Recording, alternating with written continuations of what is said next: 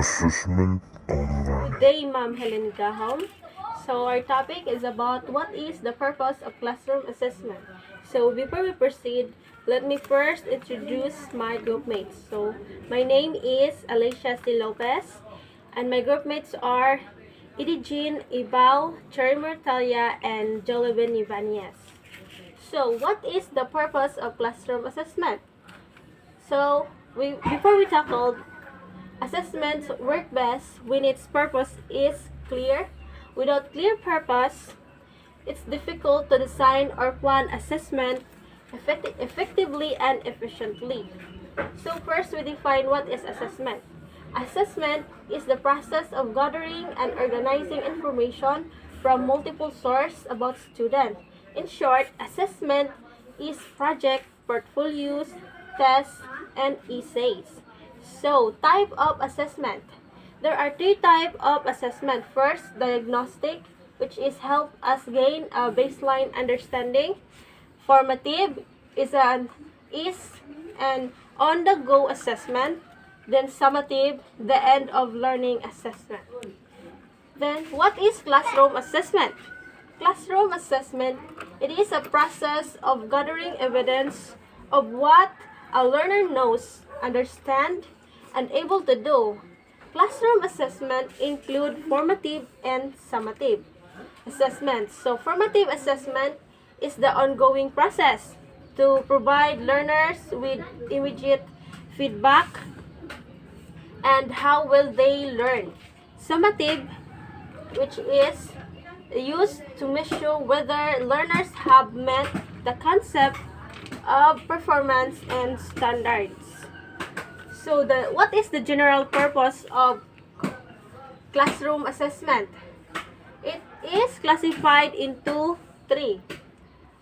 First, assessment of learning. Second, assessment for learning. And assessment as learning.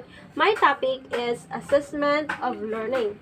Assessment of learning refers to the use of assessment to determine learners' acquired knowledge and skill from instruction and whether they were able to achieve and the curriculum outcome.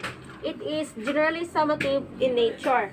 Example of assessment of learning is frequent progress monitoring, where a student's performance is regularly assessed between benchmark to determine if the current instruction and intervention is positively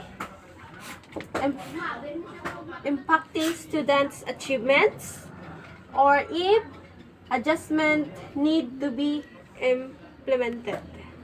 So another example of assessment of learning is final exams, tests, assignment, project, and performance.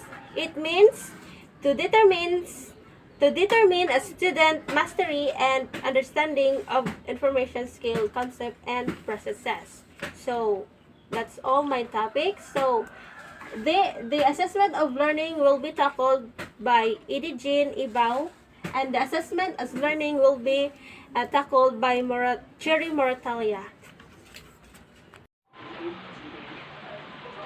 Assessment for learning. Assessment for learning refers to the use of assessment to identify the needs of learners in order to modify instructions of learning activities in the process of classroom. So it is also the process of seeking and interpreting evidence for use by learners and their teachers. So that's the part of assessment for learning.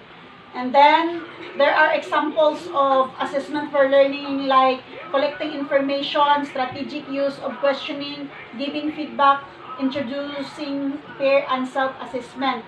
Collecting information, for example, interviews, surveys, tests, mo na siya mo'y part sa collecting information. Strategic use of questioning. So you need to have a strategy. Like for example, when you release the question of your learners, so you need to wait. You have to give time the learners to answer your questions. So, muna siya mo strategic use of questioning. Giving feedback. Giving feedback is return information about the result. So, muna siya may giving feedback. Introducing peer and self-assessment. So, it is also a part of student are introduced to the assignment and criteria for assessment. Students are trained and given practice on how to assist and provide feedback about the assessment for learning. So, muna siya mo assessment for learning. That's all. Good afternoon, ma'am. Good afternoon, classmates. This is my report. Assessment as learning. This refers to the use of assessment to help learners become self-regulated. Process of gathering data to better understand the strengths and weaknesses to the student learning. Example, self-assessment, own thoughts, own idea, own understanding. Murag silbi siya independent, wala siya gasalig sa ubang learner. Wala siya gitawag og self-regulated. Thank you.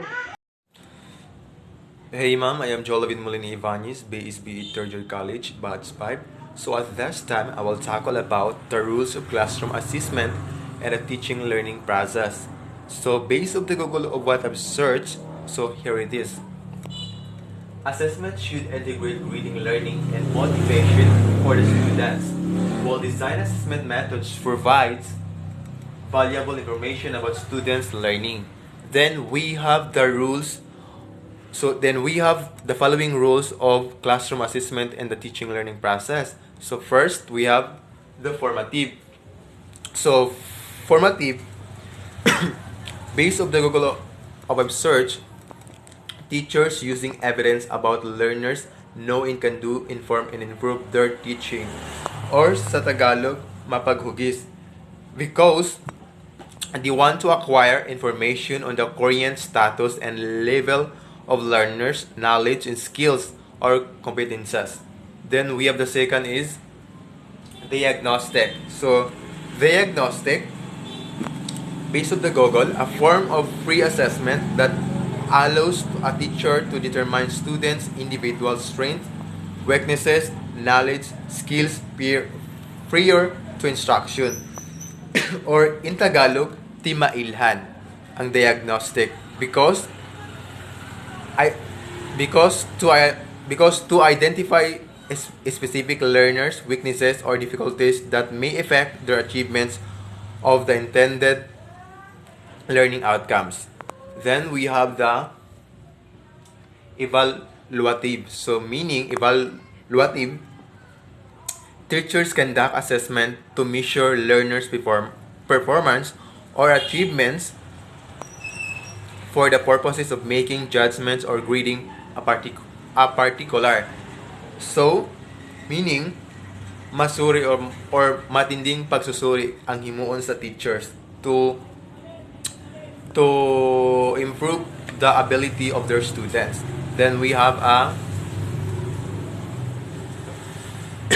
facilitative. So meaning,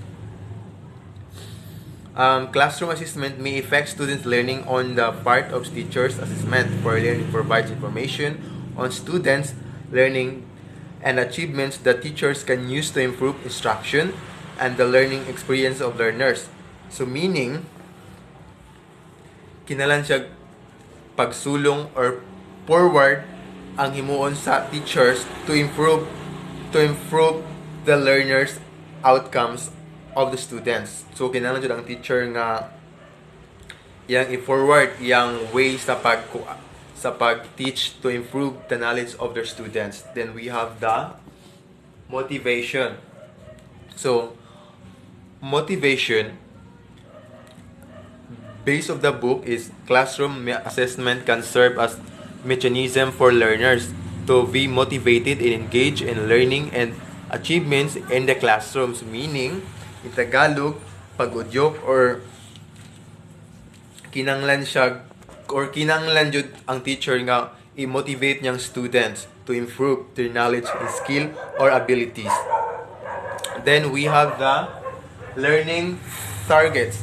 We have the goals, standards, and objectives, and that's all.